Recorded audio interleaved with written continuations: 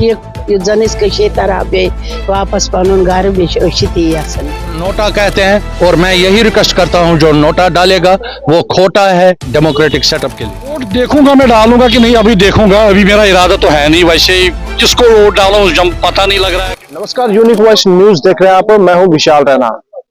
24 सीटें, 219 उम्मीदवार, 23 लाख से ज्यादा जो है वोटर्स है। यहाँ पर लोग जो है काफी भारी तादाद में वोट देने आ रहे हैं। क्या कुछ इन लोगों का कहना है, क्या क्या एक्सपेक्टेशंस है जो आने वाली सरकार है, क्या उनकी उम्मीदों पे खरा उतर पाएगी कि नहीं, इनकी राय जानते हैं। पहले तो मैं आपका नाम जानना चाहूँगा। जी, मेरा नाम रमेश कुमार पंडिता है। मैं यहाँ मुठी में ही निवासी हूँ। असल में वहां से कश्मीर से आए हुए हैं, 1990 में आए हुए हैं, तो तब से यहीं रह रहे हैं पिछले 34 साल से। कश्मीर में कहाँ रह रहे हैं? कश्मीर में हम चिल्लीपोरा गांव में रहते थे, वो डिस्ट्रिक्ट शोपियान में आता था। तो आज 10 साल के बाद जम्मू कश्मीर में चुनाव होने जा रहा है। पहले स्टेट के लिए वोट दिया जाता था, अब यूटी के लिए, तो किस तरीके से देखते हैं? जी, हमें तो ठीक ही लग रहा है, लेकिन एक बात है हमारे लिए ये हो गई कि हमें अपना पार्टी कैंडिडेट, जो 34 साल से हम अपनी पार्टी बीजेपी को जानते हैं, तो हमें उम्मीद थी कि जैनपुरा से बीजेपी का कोई कैंडिडेट आएगा ताकि हम कश्मीरी पंडितों का वोट भी उधर चला जाए, क्योंकि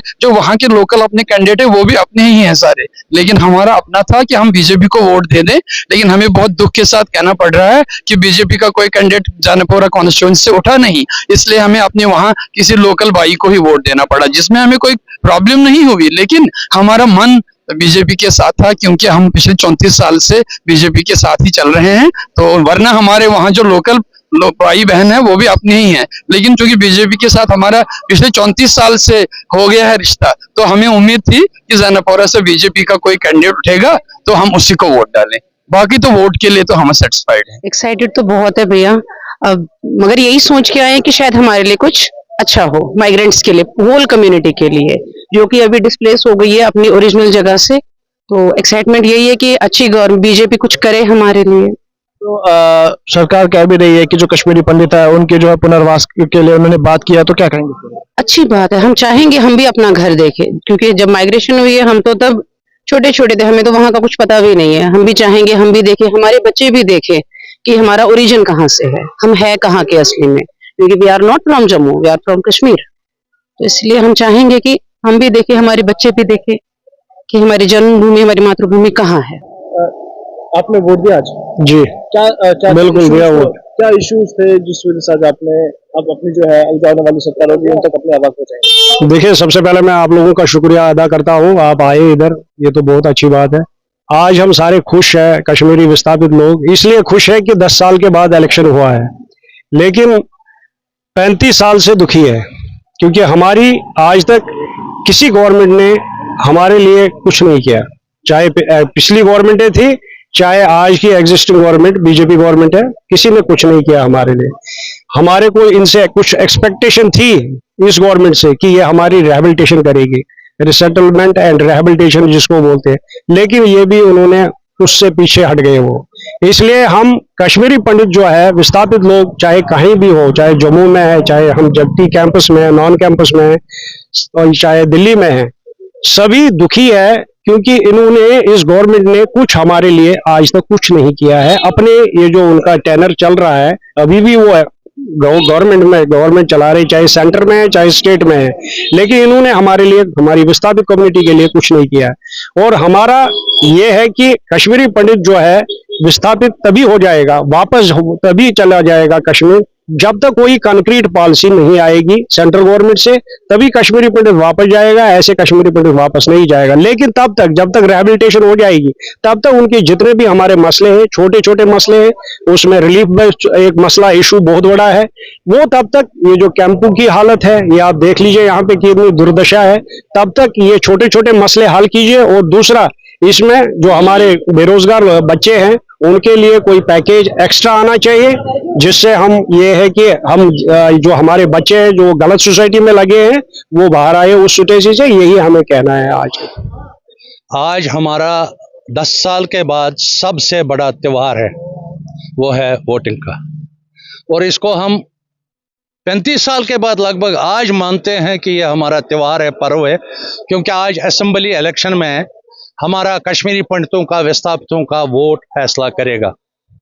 क्योंकि असेंबली इलेक्शनों में इस साल जो कंपटीशन है 400, 500, 800 वोटों का भी फैसला होगा विनिंग कैंडिडेट के बारे में। इसलिए हम बड़े जोश खरोश से सब कश्मीरी विस्थापित पंडितों को आपकी चैनल के माध्यम से रिक्वेस्ट करते हैं कि वोट डालने के लिए घरों से निकलो, क्योंकि यह हमारा डेमोक्रेटिक राइट है और डेमोक्रेसी को स्टैंड रखने के लिए वोट डालना हमारा जरूरी राइट है। और सबसे बड़ी बात है कि कश्मीर वैली के साथ हमारी बाशिंदगी का एक बड़ा प्रूफ है हमारा वोट, क्योंकि हमारे पास कुछ नहीं है बगैर ये वोटिंग राइट जो वैली का है, जो हमें प्रूव करता है कि हम कश्मीर वैली के रेजिडेंट हैं। इसलिए हम सब विस्थापित लोगों से आपकी चैनल के माध्यम से दोबारा अपील करना चाहते हैं कि कुछ मिसक्रिएंट जो डेमोक्रेसी के खिलाफ हैं उनके भाषण को मत मानो, वो जो नोटा कहते हैं, और मैं यही रिक्वेस्ट करता हूं जो नोटा डालेगा वो खोटा है डेमोक्रेटिक सेटअप के लिए।